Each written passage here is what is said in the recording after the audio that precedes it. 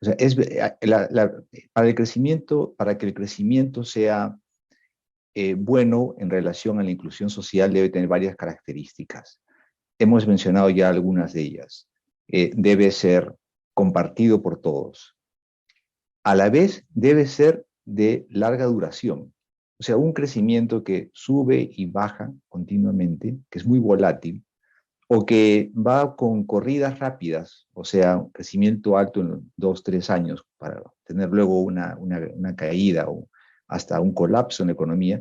Ese tipo de crecimiento, aunque tenga una tendencia ascendente, no funciona para la inclusión social. Tiene que ser un crecimiento sostenido y estable. Y después de que se da ese crecimiento por algunos años, es cuando comenzamos a ver los efectos positivos. Yo recuerdo haber hecho al comienzo de los 2000 un estudio sobre el efecto del crecimiento sobre la pobreza en el año 2000, alrededor del año 2000. Y la gran pregunta que se tenía en ese momento era ¿por qué el crecimiento que el país había tenido? Creo que alguien me silenció. ¿Me escuchan ahora? ¿Sí? Ya, de acuerdo. Lo que les decía es que en el año 2000 hizo un estudio sobre el efecto del crecimiento sobre la pobreza. Y la gran pregunta era, ¿por qué razón ese crecimiento que se ha aumentado, que se ha acumulado en la década de los 90, no había traído reducción de la pobreza? Era una paradoja, un gran enigma. Y ese enigma se respondió solito. Y se respondió solito en los siguientes años, en la medida que vimos una caída en la pobreza cuando el crecimiento continuó. O sea, no podemos esperar que la inclusión social se logre, que la pobreza se alivie, que la desigualdad caiga, si tenemos un crecimiento que es limitado, que es de corta duración y que es muy volátil. Y sobre esto, sobre la volatilidad del crecimiento, quisiera hacer mi segundo punto. Y tiene que ver con la eficiencia del Estado.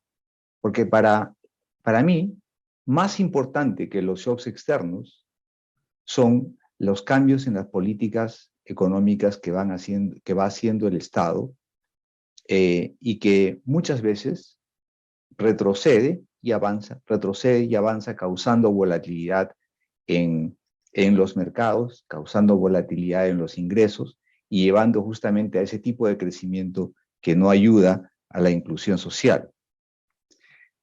La pregunta que tengo es ¿por qué elegimos a gobiernos incompetentes y por qué esos gobiernos incompetentes eligen a técnicos incompetentes?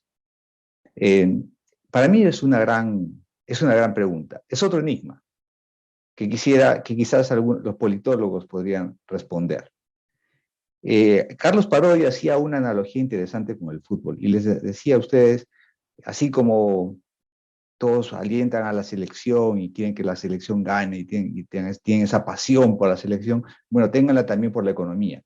Yo quiero usar un poco esa analogía del fútbol para hacerles la siguiente comparación. Si tenemos que representar al Perú en la selección, ¿a qué tipo de jugador vamos a llamar? ¿Vamos a llamar a lo mejor que tenemos en el mundo o vamos a llamar a gente que quizás ni siquiera ha jugado fútbol antes? Y si ponemos a un entrenador que dice, bueno, ¿saben qué? Voy a llamar a mis amigos y voy a llamar a mi primo porque me hizo un favor antes, entonces al final la selección esa, ¿a quién le va a ganar? ¿En qué puesto quedaríamos? Y si es algo que el Perú estaría contento, si el Perú pudiera votar por el entrenador de fútbol de la selección, ¿votaría por una persona así? Sin embargo, en el Perú, lo que se hace es pensar que de alguna manera el fútbol es quizás algo más complicado que la política económica y que la política social. Que de alguna manera para el fútbol sí se necesita lo mejor, pero para la política social y económica realmente no tanto. Y finalmente, el tercer punto que quiero hacer es con relación al gran problema de la informalidad y la ilegalidad que tocó muy bien Carolina. Me parece que hay dos maneras de resolverlo. No es un asunto tremendamente difícil.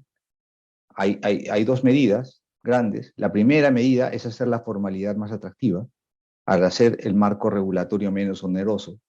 Eso número uno. Y número dos, mejorar la capacidad de fiscalización. Y para ambas cosas, para hacer el marco regulatorio menos oneroso y para mejorar la capacidad de fiscalización, necesitamos nuevamente un Estado más competente. Con eso les dejo por ahora. Gracias.